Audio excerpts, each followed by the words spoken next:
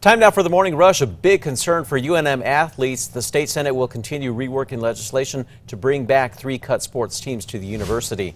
Now, House Bill 2 originally set aside $2 million in funding to specifically help University of New Mexico bring back men's soccer, skiing, and beach volleyball. Now the language is changing to where the money won't specifically be earmarked to go to the cut sports programs. Now it's unclear how the school will spend the funding if the bill passes. Kristen. Widespread rain and isolated thunderstorms over the majority of the state today. The high elevation snow continues. However, if you keep your eyes out across eastern New Mexico, our next big weather maker likely to fire up some strong to severe storms out east. Hail as well as damaging winds, tornadoes, frequent lightning and flooding, all possible out of those thunderstorms east of I-25. Crystal? Beginning today, players and fans pouring into the pit for the NMAA high school basketball tournament will likely face some traffic congestion. Westbound Avenida Cesar Chavez and northbound University down to 1 lane this morning. The Water Utility Authority is preparing to start work on fixing a mile-long sewer line. Officials say the construction and lane closures will last about a month. This morning, 3 people believed to be endangered and missing are found. BCSO sent out a notice yesterday that officials were looking for 36-year-old Delilah Moya and her kids, 11-year-old Joedi, and they were seen here in the photo along with a 1-year-old daughter.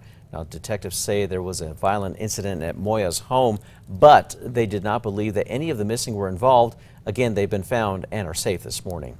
The Boeing 737 MAX 8 still grounded around the world. Now lawmakers in the U.S. calling for the same. This as the FAA is ordering changes be made to the plane's model. This morning, the big question being asked, what caused Sunday's Ethiopia deadly crash?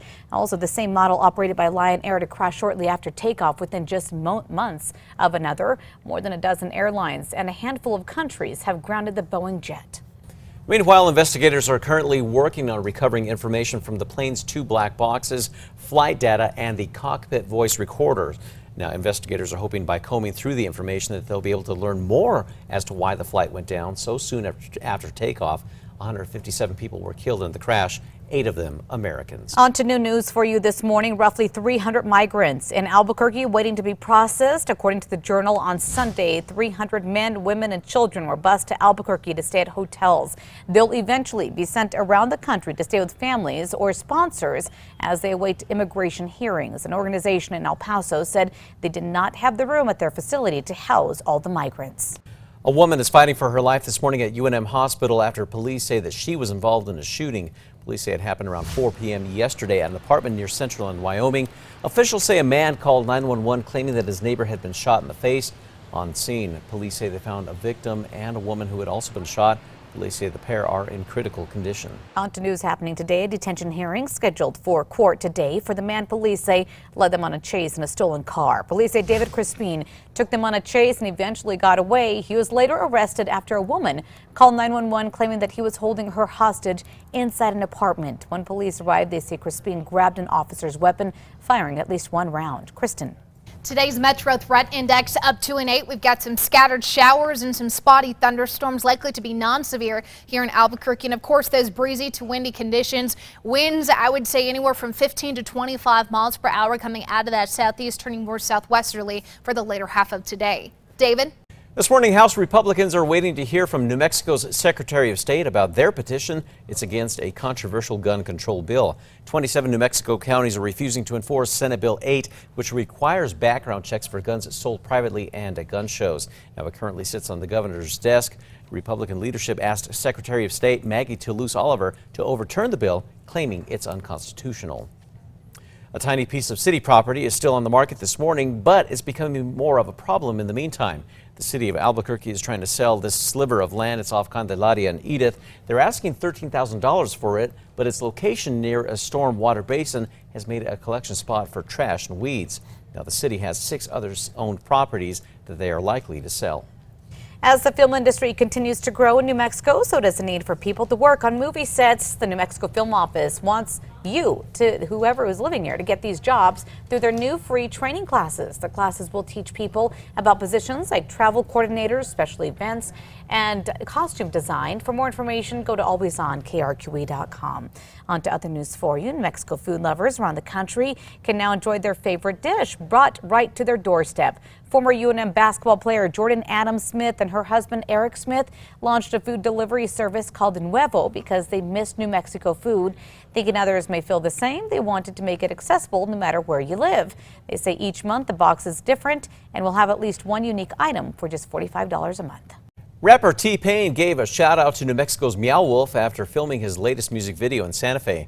Now, last week, the musician tweeted out about his new single a million times, shot at Meow Wolf, calling it one of his favorites. Now, in the video, T-Pain performs inside the art exhibit. His song is from his newly released album titled One Up. Time now for a check on that Tuesday morning commute. Right now, I'm not seeing anything major out on the roadways. The map looks clear. We have a live look, too, at the Big Eye and everything moving at a posted speed. There's good luck, then there's great luck, then there's stuff that's just hard to believe. Listen to this story. A woman in Richmond, Virginia, winning the lottery 30 times in a single drawing. Deborah Brown says she just had a feeling about a particular series of numbers. She bought 20 Pick 4 tickets using those numbers, then using the same numbers, bought 10 additional tickets. Her lucky numbers earned her $5,000 each for every ticket, a total of $150,000. Wow. We're taking you back 13 years ago on this day. An emergency flare actually started a 92,000 acre wildfire out in Lee County. It was fueled by winds of 35 to 45 miles per hour. They gusted to 84. So we actually lost the post office there, burned down 2 residents, 4 abandoned homes, and 3 barns. That was on this day 13 years ago. Time now for a look at the 5 facts. At number 5, Meow Wolf is getting some national attention again this morning, this time by a whole new audience. Rapper T-Pain giving a shout out to the art exhibit over Twitter after filming his latest music video there inside, calling it one of his favorites. The video is for his new single called A Million Times. As of this morning, it's been viewed more than 560,000 times. Number 4 now this morning, a former UNM basketball player and her husband are helping people across the nation get their New Mexico fix. They're behind a new meal subscription box called Nuevo. The box contains different New Mexico food items with at least one unique item. They say people in 19 states are already placing orders. The couple says they launched the company because they missed New Mexico food. They figured others did too. At number 3, some New Mexico lawmakers want to join a group of states trying to change how the country selects a president.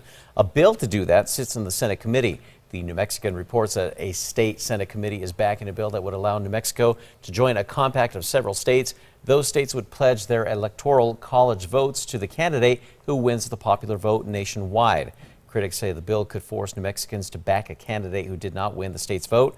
The bill has to pass another Senate committee before moving forward.